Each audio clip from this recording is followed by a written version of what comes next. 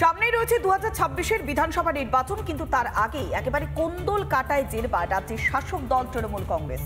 আর এবার জলপাইগুড়িতে দলের বিরুদ্ধে সরব হয়েছেন সংখ্যালঘু নেতারা, আর যা ঘিরে চরম অস্বস্তিতে জেলা তৃণমূল নেতৃত্ব। আমি আশা করি বা আশা করব আমার যে মাদার কমিটির নেতৃত্ব আছে ওনাদেরকে বলবো যে আমাদেরকে ছাগলের 6 নম্বর বাচ্চা বানায় রাখবেন।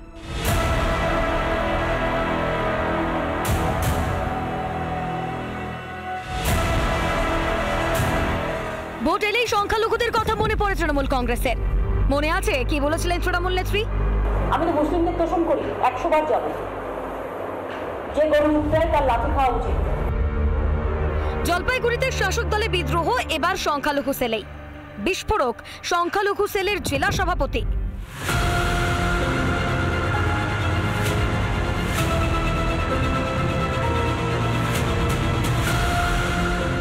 আমাদের নেত্রী একজন, আমাদের নেতা অভিষেক বন্দ্যোপাধ্যায়, আমরা জোড়া ফুল চিহ্ন আমাদের প্রতীক, অথচ আমাদের লড়াই বিজেপির সঙ্গে হওয়ার কথা, সেখানে বিজেপির সঙ্গে নয়, আমাদের তৃণমূলের সঙ্গে তৃণমূলের লড়াই হচ্ছে।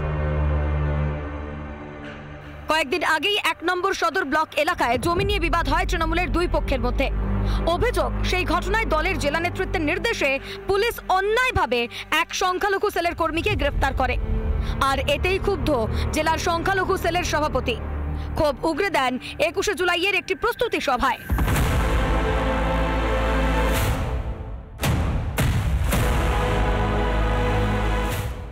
কখনো ধরেন আপনারা সংখ্যালঘুদেরকে যোগ্য সম্মান দিবেন না, কখনো জেলে পুড়ি দেবেন, বলার পরে ঠিক মতো আমাদের কথা শুনবেন না।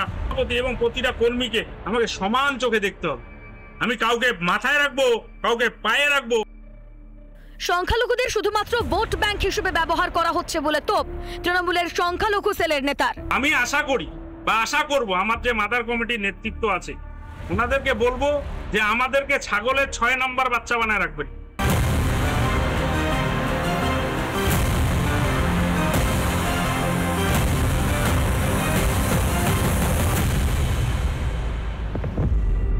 তাদের মধ্যে হয়তো কোনো মতানৈক্য থাকতে পারে এবং সেটাকে কেন্দ্র করেই হয়তো এইরকম একটা ধারণা তৈরি হয়েছে।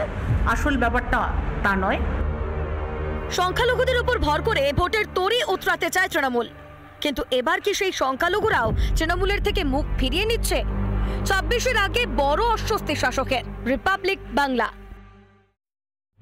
নানা ধরনের কন্টেন্ট দেখার জন্য লাইক করুন, শেয়ার করুন আমাদের ফেসবুক পেজ, সাবস্ক্রাইব করুন আমাদের ইউটিউব চ্যানেল। পাশাপাশি অন্যান্য ব্রেকিং নিউজের জন্য অবশ্যই চোখ রাখুন রিপাবলিক বাংলায়।